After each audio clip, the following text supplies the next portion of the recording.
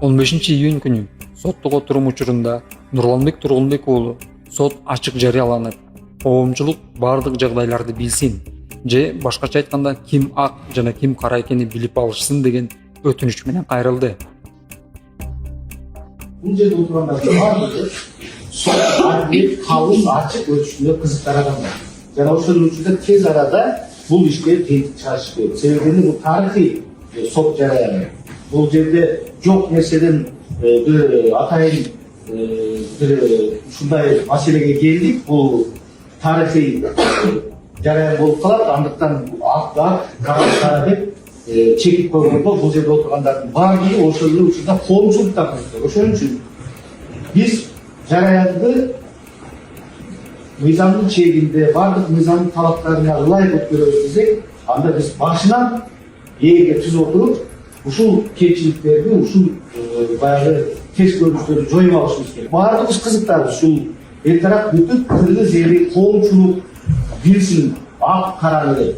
Андыктан мен ойлойм, ушул маселени сиз чекип койсоңуз, анан кийин убактылуу бир күндөн кийин кайра баштап баардыгын так мыйзам талабына ылайык адилет сот жарыянын өткөрүүгө чоң мүмкүнчүлүк түзүлөт деп. Ошон үчүн мен сизден өтүнөм, туура чечим, адилет чечим кабыл алышыңызды бул маселеде. Рахмат. Андыктан көрөрмандарга Нурланбек Тургунбек уулунун айтканы, актанганы туурабы? Аны кийинки тасмадан көрөлү.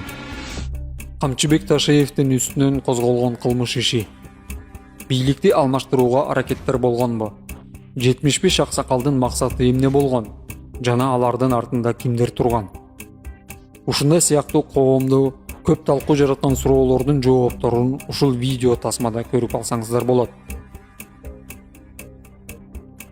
Улуттук коопсуздук мамлекеттик кызматынын мурунку жетекчиси Камчыбек Ташиевдин пландарынын негизинде өкүл атасы Бекболот Талгарбековдун жетекчилиги астында жана коомдук ишмерлер Эмилбек Узакбаев, Курманбек Дыйканбаев, Курсан Асанов, Аалы Карашевдин жана башка мамлекетке көрүнүктүү ар тармактын өкүлдөрүнөн турган топ түзүлүп, конституциялык түзүмдү ыдыратып, мөөнөтүнөн мурда коомчулуктун басымы менен шайлоону өткөзүп, президентти күтүүсүздөн алмаштыруу сценарийин ойлоп табышкан.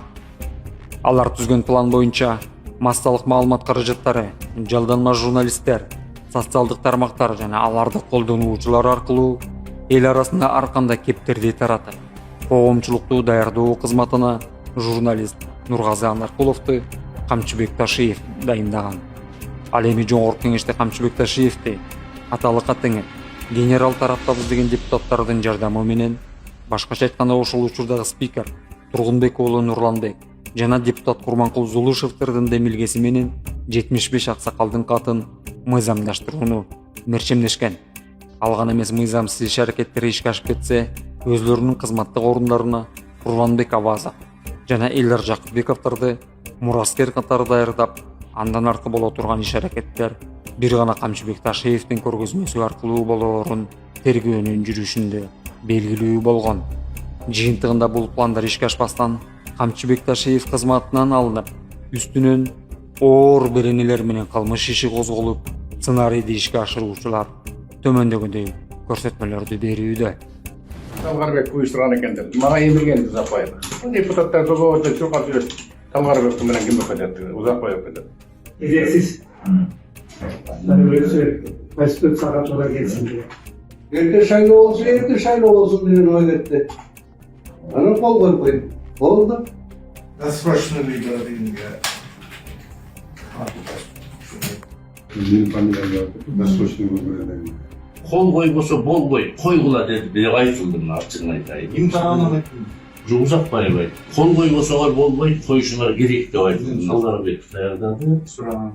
Bu Talgarbek'in kaçırması dedi. Bekbолот Талгарбек. Koldak versen geldi. Tarafları okudu. Bizim siyasi жетекçilikten malum adamlar var mı diyorsun? Vallahi dedi. Benim özüm öyle çıkmaktır. Sözsüz siyasi жетекçilikte oldu. Он меня попросил, мы готовим обращение к президенту, чтобы президент провел новые выборы и чтобы он сидел еще 2 срока, то есть по 5 лет, 10 лет. Примерно 7 или 8 fevralda Emre Uzakbayevich telefon çaldı. Çığa koyuyorsun ben geleceğim dedi. Tekst bilen tanıştım. Anam bunun ne gereği var dep suradım. Surasam uşunu surandı sizge kol koydurup jatan men bularında kol koyup berdi, kol koyup berseniz dedi. Sınıfıkıtın azı gereği yok. Ölügü жақсы. Desem tekstin aktoru başka, men просто sizge kol koydurup apart berem. Замечанияны айтады. Endi mamlak var. Mamlak var. Men çalgam telefon. Buna talabı kızı şugul dedi. Ulan ne kadar desem aytdı. Eman özü çok söz bileti ediyoruz. Uyuştursa. Evet hiç. Alırsa. Uşağın bile tutsa uçuk etmedi. Görgende yok, bilgende yok. Men ne iki başım vardı, bir başım vardı. Жол bilen mağdur söyledi. Men turup etsem, men жаман көрүп айтып да, sen me iki dostу колдобойсуңбу dedi. Действительно басым жасады. Талгарбеков. Бек болот. Сенин максагалдардын төрагасы кел деди. Тартууга деген. Миллиардный. Давайте попросим президента, если жол кеңеш, чтобы провели досрочный выбор. Болды, я подписал. Ана много грек шүкерге кол койдуруп кой деди, тааныган бол. Мен да кол койдуруп койдум. Ошону мойнума алам. Бек болот онсо. Ясно. Он бул будущий. Эмир Узакбаевда водитель болуп иштейм. 10 февралда Турдыбек Мамбетов деген досу келди. Досу келип бир папка берди. Ушуну жогорку кеңешке таштап койгула деп. Андан чыгып жогорку кеңешке барып катты таштадым. Тартууга деген билет.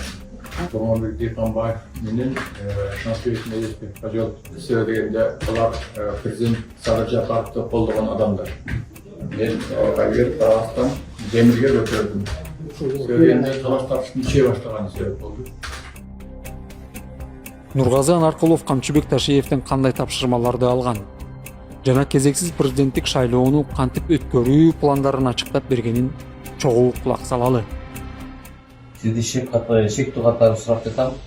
Сиз болсо уже өтүнүч келтирдиңиз.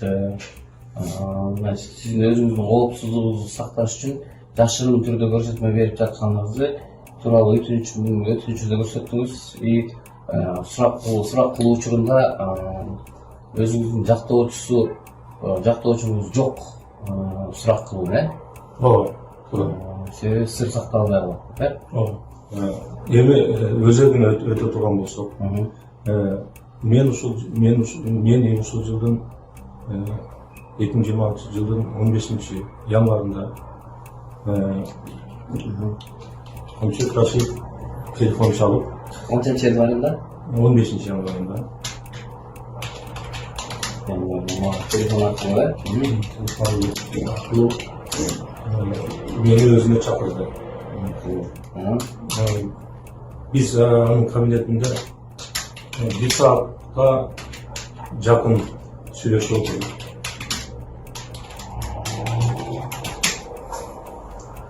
Сизге Камчыбек Кудусаевич сизди биринчи жолу, экинчи жолу чакырганда элге кайрылуусу тууралуу айтып бересизби, айтканыңыз менен? Бардык фактылар жана көрсөтмөлөр Камчыбек Ташиевке келип такалганда, ал айласыздан ар кандай психологиялык ыкма жана ар түрдүү манипуляцияларды колдонуу менен жоопкерчиликтен качууга аракетин жумшаган. Айтыңызчы, Анаркулов Нургазы менен жеке жолугушуу акыркы жолу качан жана кайсыл жерде болгон?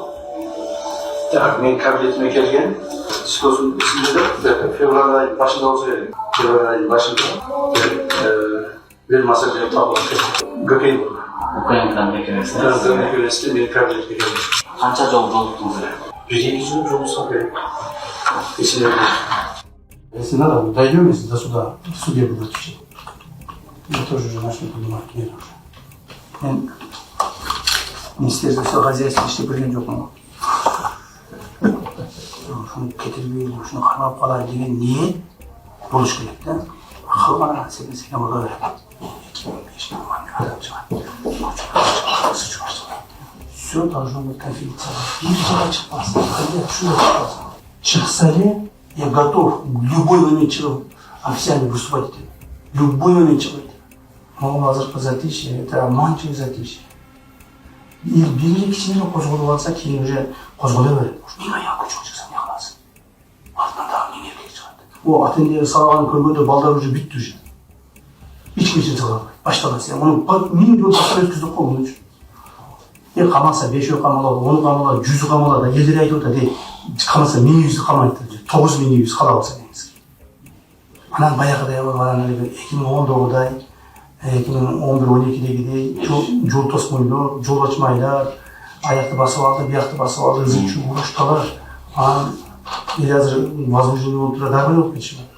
Бияқта уже невозможно, тоқтатарбай қаласың дегенше. Вот эти сегодняшние затишье обманчивые. Имей в виду. Мынау еңдісіне баяғы жаңағы келе, компроватчылар, жаңа башқалар тегер бұлар шақал ұшылы қарап тұрады. Тергөө амалдарын жүргүзүлгөн учурда күбөлөрдүн өтүнүчүнүн негизинде тергөө купуялуулугун сактоо менен кылмыш иши жашыруун грифи менен тергелген. Эми соттун чечимине ылайык соттук отурумдар ачык болгонуна байланыштуу күбөлөр мамлекет тарабынан коргоого алынат.